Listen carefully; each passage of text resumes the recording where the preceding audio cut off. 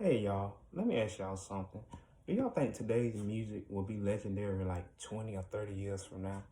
I'm gonna use like some music that was made in like the 80s, like Michael Jackson music or Whitney Houston music or Janet Jackson or Prince or Madonna, all this other rock music back then. And when we got in the 90s, it was R&B a whole lot and pop music.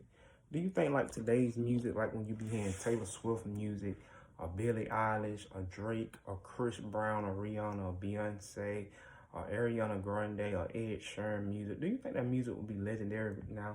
With whatever social media platforms we have though too, to a certain extent. I always think about the songs they'll be playing. Me personally, I was born in the early 90s, so you gotta think half of that music in the 90s, I remember some of it, but then again, I don't remember a good bit of it because the 2000 music is really what I grew up to since I was born in the early 90s. And sometimes they be playing a lot of 2000 music up on what TikTok a whole lot.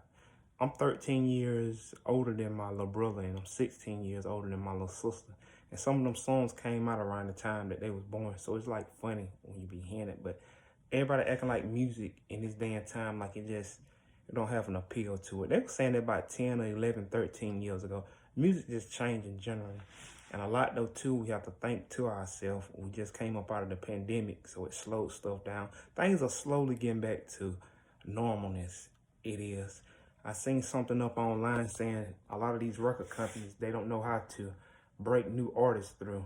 And they were saying Olivia Rodrigo and Ice Spice are like the main two, I guess, of this year that have did some really big breaking through a whole lot. But I just think this pandemic more than anything have affected the way music, them streaming albums them put out. But it's been back to normal a whole lot lately, especially since Beyonce and Taylor Swift have been out here performing a whole lot with these concerts and venues. Everything is slowly coming back to normal. It's just taking time, but I just feel like people complain about music. And I'm pretty sure that music that was made, what, 30 years or 40 years ago, back in the 80s and 90s, I'm pretty sure when folks were hearing it, they were saying, this music don't sound the way it sounded 20 or 30 years ago. That would have been back in what, 50s, 40s, 60s, or something like that. Music is music, and music don't never get old. I listen to old music all the time. I'm always listening to some old Mariah Carey song or Whitney Houston song or some 2000 songs and generally. And I listen to new music. I mean, it's just different. Everything changed up over time. I'm in my 30s and music sounds way different from the 2000s.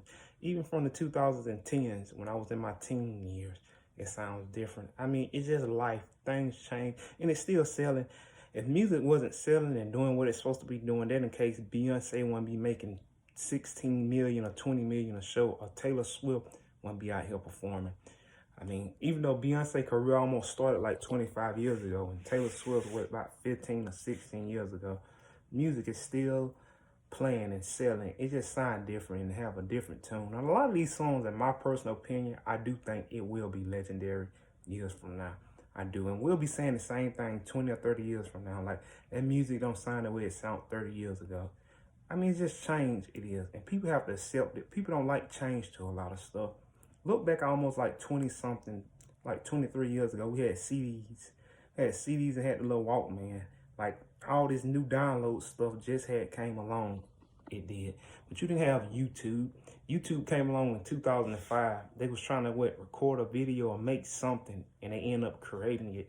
That's when all that music went up on there. Because back then it wasn't nothing but BET and MTV. That's how you got videos or music or listen to the radio. We didn't have all this access now.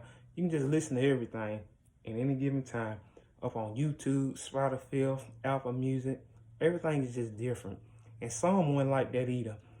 Some don't like that either. Feel like screaming. That's cheating. No, it's not. If folks getting up there listening to the music and hitting play and listening to it through and buying it, then it's not cheating. They listen to it because they like it. And everybody got different genres of music, even though mainly with pop, rap, R&B, all that stuff is mainly up there. Like mainly what? Pop, rap, and R&B. Those like the main three genres people gonna listen to. Especially R&B. R&B and rap and pop will always just be genres that will be around, make people super famous and sell billions and billions and zillions and zillions of records. It just is what it is, you know. even though a lot of that music is not really credit to black people from starting some of it, you know, we don't talk about that enough and then get credit for it. You know, it's just that hip hop and R&B you can't take from us because we do it, and it takes strength to rap and sing. I mean, it does. It comes with rhythm, motion, moves, and everything, but it's for everybody. But it's just that we haven't been giving our credit up off of it a whole lot. A lot more people have benefited off R&B and hip hop than we have money-wise and wealth-wise, but nobody will ever do it the way black people sing R&B music and rap music. And that music will stay around for a lifetime, till Jesus get back, selling millions and billions and screaming millions and billions and breaking records. I mean, it is what it is. And it's for everybody. It's for everybody. Music is for everybody. I don't care who it is or how they try to put it. Music is for everybody. It is. If you're making it, you're making the world a better place. When God put that in the inside of you and you're using it to your best ability, He happy. You're supposed to sing and dance and make people happy. You got to think you listen to what, 4 or 5 hours of music. It take away your stress. It builds your imagination. It brings back memory. Music is strong, very strong. New music and old music. So all of it is legendary to me. And also though too, what y'all think about social media? Do y'all think sometimes social media just ruin people's life? Or do you think people try to keep up with it too much? Or do you think we put too much up on there? I think it's a half and half. Me personally, I'm just using it to grow my fan base, and I'm going to do that and build myself up, and I'm going to do that though too. But I don't try to impress people or be like people or live a certain lifestyle. I mean, I'm getting better and better with a lot of things, and God going to bring me up in a lot of ways. Wealth-wise, health-wise, joy, everything wise. But I don't still try to compete with people. I am who I am, and whichever lane God got me going in, I'm going in. I don't try to be like nobody else. I truly don't. I try to treat everybody right. I don't always ace it, but at least I try. Some people don't try at all, the way they speak and talk and look at people and speak of them behind closed doors. But you can't be comparing yourself looking at all of that stuff. You just have to be you and let social media be sometimes. If you ain't no social media person, you're just not a social media person. It is what it is. Do your own thing. As long as you're living, happy, you got peace, joy, roof over your head, food to eat, good people around you, then you're good to go. But I just wanted to get up here and talk about that. Y'all let me know y'all opinions up on this. Y'all have a beautiful one. And also though to like this video, hit the like button and hit the subscribe button at the bottom and share it. Okay? Y'all have a good one.